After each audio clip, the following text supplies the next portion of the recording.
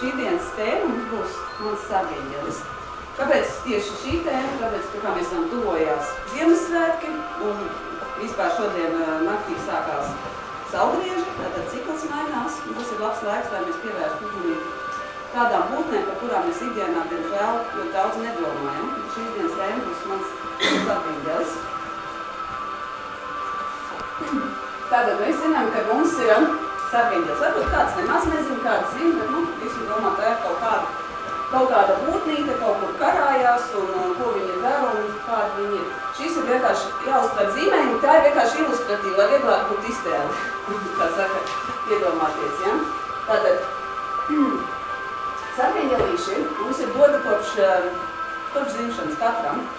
Neatkarīgi no tā, cik mēs dzīves esam nodzīvojuši, katram iedod sargeņģeli. Bet, protams, katram sargeņģelis var būt dažādi, jo ir viss atkarīgs no tā, cik cilvēks ir apziņā izaudzis, kāda ir viņa izaugsme. Līdz ar to arī sargeņģelis. Nav tā, ka ir slikti sargeņģeli, nav tā, ka ir labi sargeņģeli. Tāpēc es saku, sargeņģeli ir visādi, un katram viņš var būt pilnīgi savādāks izskatīties. Ja? Līdz ar to kāds varbūt šādu tur redzēt sargeņģeli. Tā ir vienkārši kā gaisma, kurai nav nekāds veidols, bet viņi ir vienkārši kā gaisma uztverama.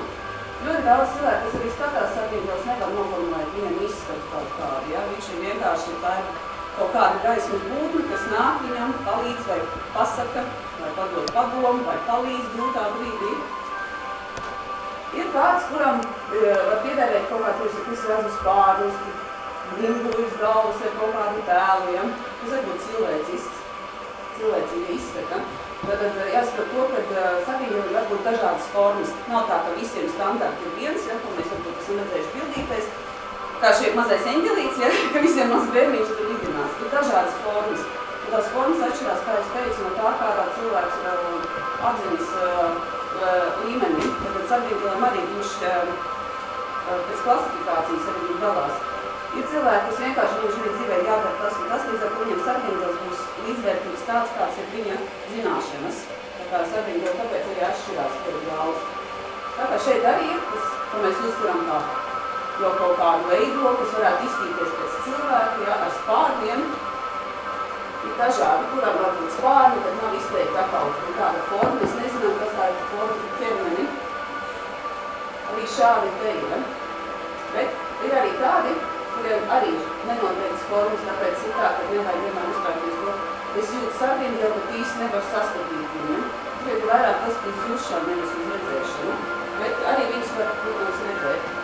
Tā kā šeit ir, ja? Un šeit. Un ir arī tādas, kas ir kā mītiskas būtnes. Es teicu, ka nav vienmēr jāsaprot to, ka būs tikai kā cilvēku veidīt. Viņš var būt arī mītiska būtne. Ar spārniem, kā šeit, paņemsim, kaut kas starp ķirzaku, kaut kas starp pūķīti, ja? Tā kā formas ir dažādākās. Kā arī šeit, tas arī tāda mītiska būtne, kāds ir ar lieliem nagiem un kaut kādu garu asti, ja? Tur spārniem, ja? Tur kaut kādiem izaugumiem. Tā kā ir ļoti dažādi. Var arī būt kā dzīvnieks. Piemēram, zirgs, ja? Protams, izmēri, arī tas, ka sargeņģeļiem izmēri ir dažādi. Varbūt no tāda, varbūt līdz tādam. Tas nenozīmē, ka viņš ir maziņš, ka viņš neko nevar. Un, ja viņš ir liels, tad viņš tur nezinu, ko izdarīt. Tas vienkārši ir pēc apmēriem, pēc apmēriem. Tā kā dažiem var būt arī šāds. Es kā piemēru, tas nenozīmē, ka vienam ir tāds, vienam ir tāds. Tā var būt arī kā suņveidīgs uz pārniem. Vai, teiksim, kā tīģeris. Varbūt arī kā lauva. Tas viss ir tāds, nav jāsaprot to, ka mēs redzēsim laumu un tūlīt būs tāds. Tam ir tas, kā mums iztēle arī nedaudz iedarbojas. Sargeņģeli arī ļoti bieži pieņem tā cilvēku enerģētiku. Tas, kas cilvēkam ir vairāk saprotams, tad viņš arī pieņem arī viņa tā vibrācija līdzīgi cilvēkam. Tā kā, ja cilvēks ir, teiksim, vājš vai varens, un tad attiecīgi arī sargeņģelis ir ļoti pielīdzinās viņa enerģētiku. Ja? Arī būs šāds te, tas izstāsta kaut kas nedaudz no vilku, ar spārniem, ar suni saskatīt, cits vilku, bet tas veidojums ir šāds. Un te varbūt arī kaut mīlīgāks kaķītis, ja, ar spārņiem, ņauntausiem. Arī varbūt kā putns. kaut kas līdzīgs stārķim, citam putnam, ja? Tā kā ļoti dažādi šie sargeņģeļi. Tad varbūt gan cilvēciski veidīgi, varbūt izplūdis, varbūt konkrēts tēls. Kā šeit varbūt valošu veidīgs, kas ir arī no putna vai mūce valtā. Tātad, katram es stāstu par to, ka šie zīmēni ļoti konkrēti saskatām, bet, teiksim, citreiz ir tā, ka pucītē varbūt būs gara astene, kā pucē, un kaut kāds cekulis, kā gaiļš, piemēram, ja? Vai, teiksim, ērlis, tas arī ir mēdz būt cilvēkiem kā sargeņģelis. Vai kā šeit ir jau tā nedaudz līdzi, kā es teicu, samiksēts, spārni, ērļa galva, laulas pakaļgals, ja? Tā arī šādi te ir, kurš ir kā samiksēts. Un varbūt arī gulbis, piemēram, kurš varbūt arī ar konītas galvas, ja? Tā katram ļoti individuāli. Sargeņģeļi arī nav tā, ka sargeņģelis atrodas kādā konkrētā vietā. Pārstāv cits cilvēks saka atrodas aiz labā vai kreisā pleca, bet citreiz ir tā, ka viņš atrodas aizmugurē, citreiz viņš ir tuvāk šeit, citreiz viņš ir šeit, tad viņš atrodas kaut kur mūsu aulas laukā. Nevienmēr tas nozīmē to, ka viņam ir konkrētā vietā jāatrodas, pa labi vai pa kreisi. Viņš var mainīt uz savu atrašanās vietu. Bet pārstāv, jā, viņš ir aizmugurē cilvēkiem, bet nevienmēr.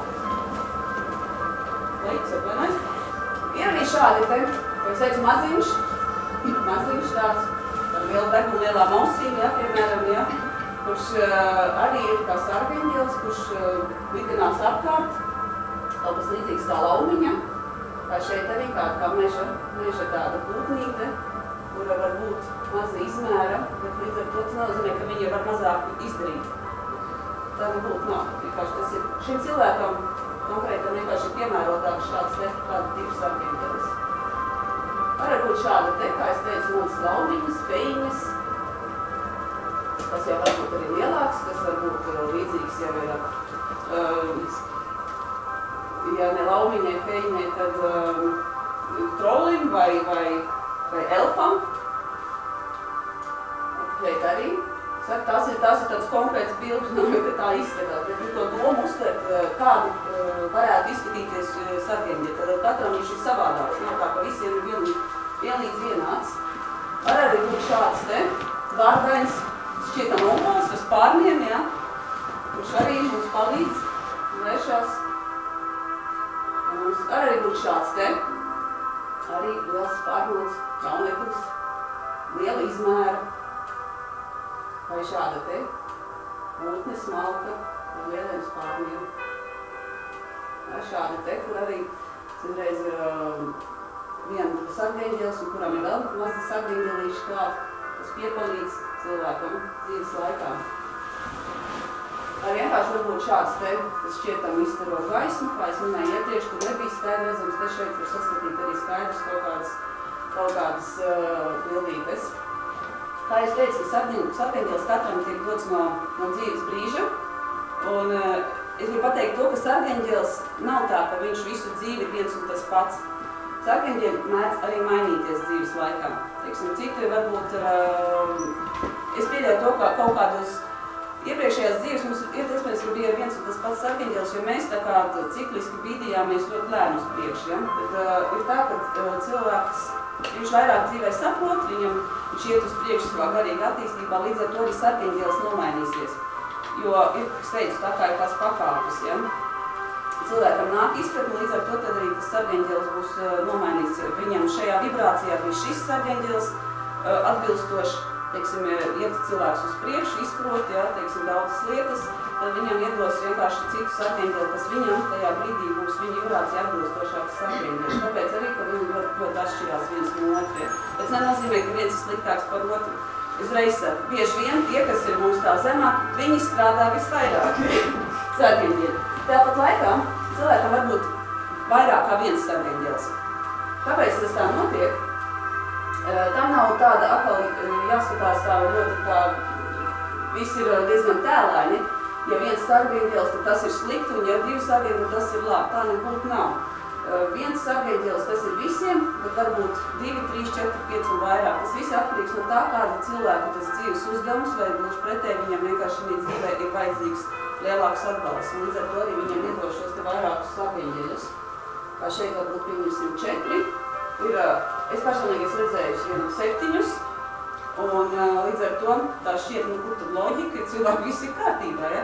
Bet tur ir ļoti, tie sargeņģeļi ļoti, viņam, kā lai saka, no citas vibrācijas daudz zinošāks ir pienāks brīdis, ka viņiem būs jāsadarbojas. Šobrīd viņi vienkārši ir un viņi atbalsta, bet pēc tam pienāks laiks, un cilvēkiem vajadzēs ar viņiem sadarboties daudz ciešāk. Līdz ar to viņi kā piestiprināt, viņiem arī tie 7 palīgi. Tā kā jāņem vērā, ka nevienmēr ir tā, ka ir tikai viens sargeņģelis. Tātad var būt 2, 3, 4, 5, tas ir ļoti atkarīgs no paša cilvēka. Tad šeit ir tāds mazs eņģelīts, kurš mulšņām. Es izstāstīšu to domu, ka katram cilvēkam šeit ir dažādi eņģelīši, un kā viņi principā arī uzvedās, tā kā mēs esam kā cilvēki. Ir tāda kategorija eņģeļi, kuri laiki guļ, viņiem vispār nav jāiesprings dzīvē, jo cilvēks dara visu. Tas ir nozīmē tā, ka cilvēkam saka, varbūt tev kaut kā palīdzēt, tu cilvēks saka, pagaidi netraucē, es zinu labāk. Un tad viņš vienmēr izdarīs savu adatas caurumu, ja, izmeklēsies visbriesmīgāk sarežģītākos variants, bet viņš visu izdarīs. Eņģeli viņš pastum malā, viņa palīdzīgi nevajadzīgi, jo cilvēks zina labāk. Tiem cilvēkiem ļoti bieži šādā te pozīcijā eņģelis. Viņš atpūšās, ja, vai piemītas gaida, ka viņu uzmodinās, vai teiks, ka vajag viņam palīdzību, ja. Tā kā ļoti atkarīgs ir no cilvēka. Kā eņģeļi arī var mierīgi atpūsties, jo viņi zina, ka cilvēks kaut vai sarežģīt, bet viņš izdarīs, ja. Un tas jāsaprot to, ka ja cilvēks nevēlās palīdzību, ja, uzskata, ka viņš arī bieži vien izdara visu, vai tikai tas, ka viņš to izdara caur sarežģītāko variantu. Viņš varētu mierīgāk izdarīt, vieglāk, ja viņš uzklausītu padomu, ja pateikt, varbūt tu palīdzēs kaut kā pašķirt sevi, bet viņš saka, nē, es pats. Un tad viņš pats dara, un eņģelīts atpūšās, guļ, viņam nav jāiesprīgs ne par ko. Tad ir tāds arī, tas ir ļoti daudzās dzīves situācijas, ka eņģeli cilvēks kaut ko dara, un eņģelis ārprāts, kasās par šausmām, ja. Mēs jau viņu nedzirdam, ja, bet eņģelis vienkārši šausminās par to, kā mēs dzīvē uzvedamies kaut kādās dažādās situācijās. Līdz ar to viņam ir, jāsaka, šausmu lietas, ja. Kad cilvēks vienkārši dara, jo sargeņģeļa pamatbūtība nav tāda, ka viņš ies tagad regulēs un kaut ko darīs. Viņš nevar iejaukties, bet tajā pašā laikā viņš var dot zīmes.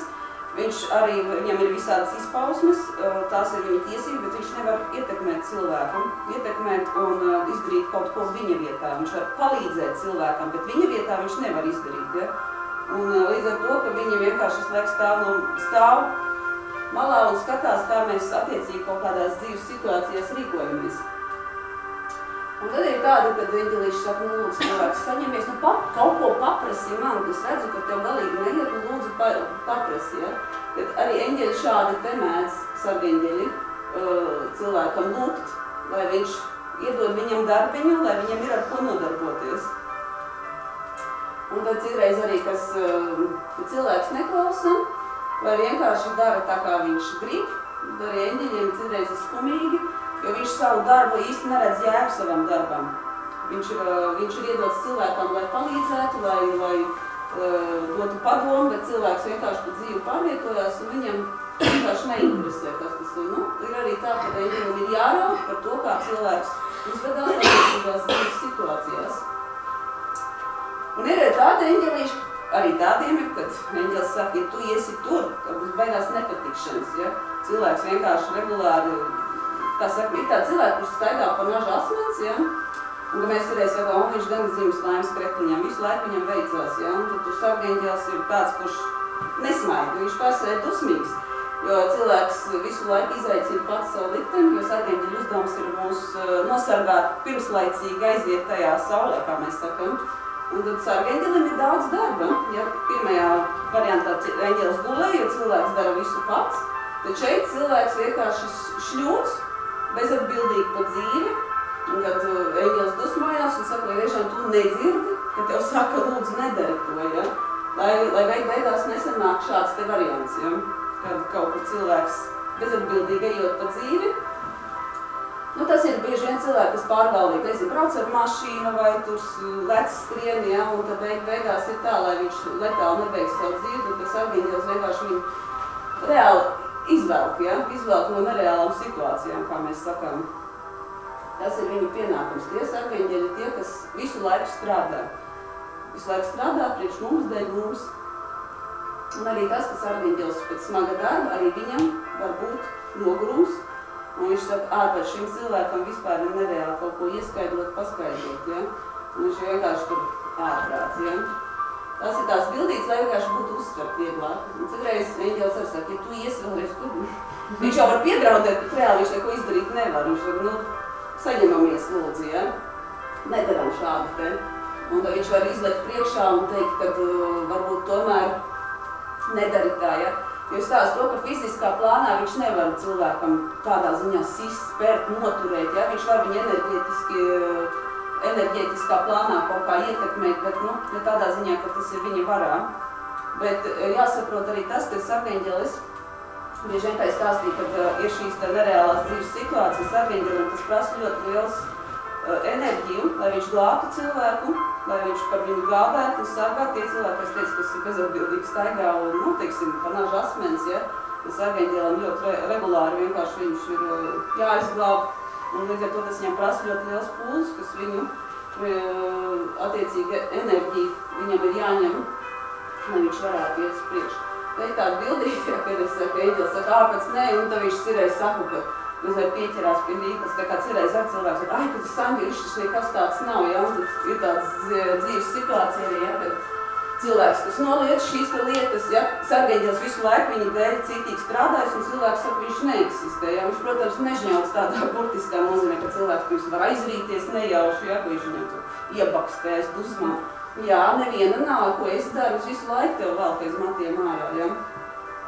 Tad arī šādi te var būt. Un sliktākais gadījums ir tāds, ka sarkaņģelis saka, es šo cilvēku nevaru, uz tādu bildītās, ja, ka viņš saka, es vairs nevaru izturēt, es ar viņu netiek galā. Jo sarkaņģelim tas pārsvarā ir tā doma ir tāda, ka viņš ir mums iedots, lai mēs virzītos pa dzīves priekšu, lai mūs attīstītu ar šī dvēseliskā plānā. Viņš ir saistīts ar šo dvēselisko plānu, un viņa uzdevums ir tas, ka lai viņš varētu mūs bīdīt, lai mēs iet uz attīstību, lai mēs labotu savus kļūdas. Tas kļūdas ir tas, kas ir emocijas. Kad mēs kaut kādas lietas dzīvē darām, lai mēs neatkārtojam savus situācijas dzīves, viņš vienkārši ir tos, lai mums dotu padomu. Jautājums, vai mēs šo izmantojam. Daudz cilvēku neizmanto, daudzi atkal, kā es teicu, pastum malā, es zinu labāk, ja, un iet uz priekšu. Daudzi vienkārši brīvi plūst, teiksim, bezatbildīgi iet pa dzīvi un zina, ka viņu visu laiku aiz matiem kāds izvilks. Ja, protams, jautājums, cik ilgi, tāpēc, ka tam cilvēkam katram ir tas dzīves laiks ir, iedots tik, cik ir. Un arī cerēs sarkaņģelis, viņš saprot to, ka viņa uzdevums ir panākt, palīdzēt tā, lai cilvēks izpild savus dzīves uzdevumus. Un cerēs arī viņam uznāk depresija, kā mēs sakām, ja, ka viņam arī ir grūti, viņš grib šādi te reaģēt. Un tad ir tā, ka viņš padusmojās, mēģina atrast risinājumu, kā cilvēkam palīdzēt, un, lai viņš virzītos priekšu. Tad ir tāda, ka viņš mēģina ielikties ausī, lai mēs labāk sadzirdētu viņu, tur tā es uzspēlēšu divulīti, ja, mēs sadzirdētu, ja.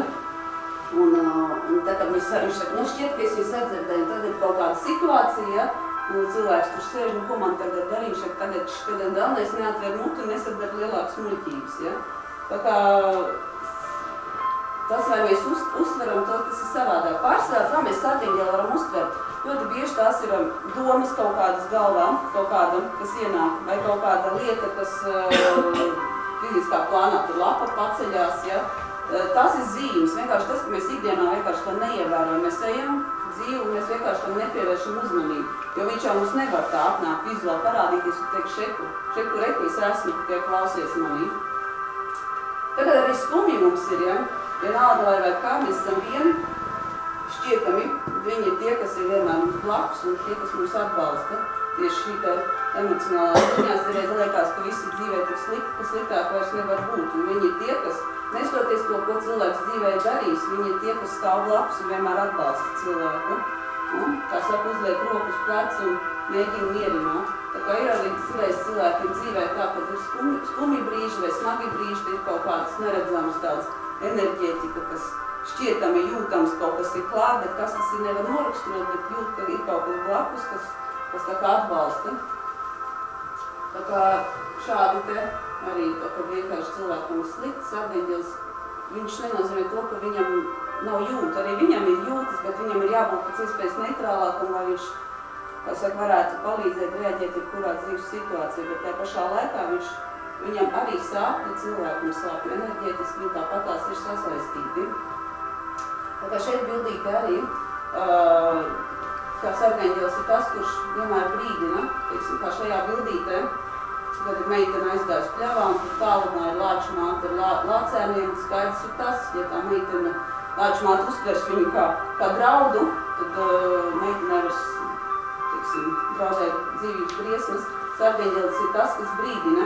Protams, viņš nevar pateikt, bet reiz viņš var iebakstīt, vai tas cilvēks pagriež galvu, teiksim, ejam pa ielu un pēkšņi viņš pagriež, nezinu, kāpēc galvu, teiksim, vienvirziena iela, bet pēkšņi kāds brauc, nezinu, pretējā virzienā, un mēs nekad neskatāmies, jo mēs zinām, kā vienvirziena iela, tad kaut kas mums iekšējā liek pabakstīt, piesit pie pleca, paskaties, ja?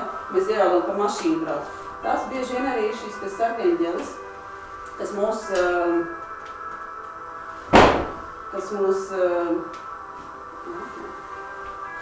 mūs pabrīdina, lai mēs pievēršam uzmanību draudošajām kaut kādām briesmām lietām. Vai arī kā šeit ir kā mazi bērni, kad neapzināti spēlējās kaut kur kraujas malā, ja? Tāpat arī mēs, ja? Kaut kur neapzināti stāvam kaut kādās, nezinu, upes krastā, ja? Teiksim, un tur eņģelis saka, lūdzu, tā uzmanīgāk, ja? Un citreiz arī tā ir, to arī cilvēki stāstījuši, ja, kad šietam likās uztult noslīšu, bet kaut kādu neredzam roku man izvilku, ja. Tad argaņģelim ir ļoti liels enerģētisks spēks jāpielieto, lai viņš varētu fiziski to cilvēku arī izvilkt ārā, ja. Tā kā viņu tas galvenā doma ir sargāt to cilvēku. Citreiz ir tā, ka viņam ir jāatklāt no nereālām situācijām.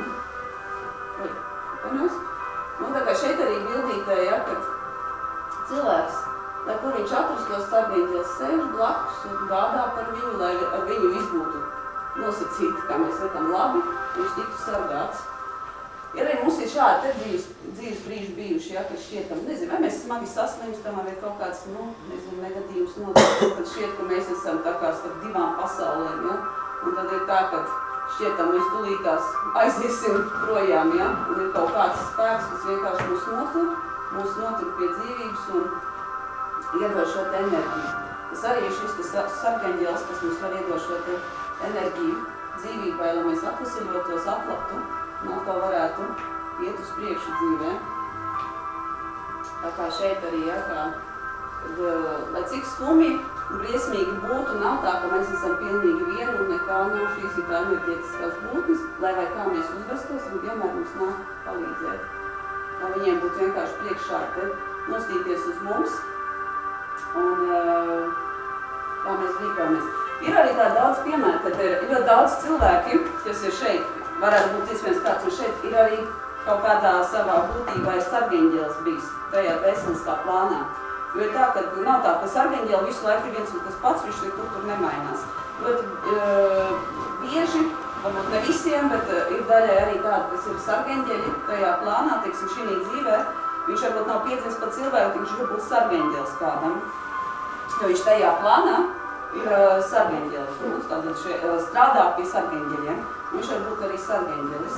Ļoti bieži atkal ir otrādāk, ka argaņģelis, būdams ilgstošs argaņģelis, piedzimst atkal par cilvēku. Jo ir bijis pašai tāds saskar, kad visu laiku bijis kā argaņģelis un teica, es nevaru izturēt, tas cilvēks, es nevaru viņam stāstu skaidru, viņš vispār mani nedzird, ja? Un viņam ir šoks un saka, ka cilvēki esot galīgi muļķi, nesaprot, viņiem tad mēģina skaidros, ka visādi lēkā priekšā nekas nenotiek. Es nevaru viņu ietekmēt, bet viņš man arī nedzird. Un saka, ka cilvēki ir muļķi, varbūt tu pat, tad tam argaņģelim, varbūt tev pašam vajag piedzimt par cilvēku, lai tu saprastu, kāds muļķis tu esi, ja? Bet ne tāda doma, ja? Lai saprastu, ka tam cilvēkam ir ļoti grūti, ja? Jo viņš ir iegājis fiziskajā pasaulē, matērijā, ja? Kur mēs esam kā fiziski cilvēki. Tā garīgā pasaule mums kaut kur pazūd, ja?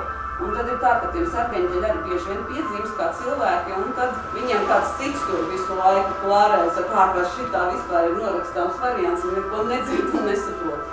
Tā kā arī šādi te gadiem, tāpēc ir tā, ka ļoti bieži tas ir normāli, cikliski, ja kurš no mums varēja būt kaut kādā savā attīstības etapā, dvēseliskā, būt sargeņģelis. Tātad šī dzīvē mēs esam cilvēki, bet ļoti iespējams, ka mēs nomirsim, mēs kādu laiku būsim kādam citam sargeņģelis. Es nezinu, varbūt ne savā tā kā fiziskā tēlā, mēs varam būt jebkurā savā izskatā, ja, kas mums būs pieņemāks tam cilvēkam.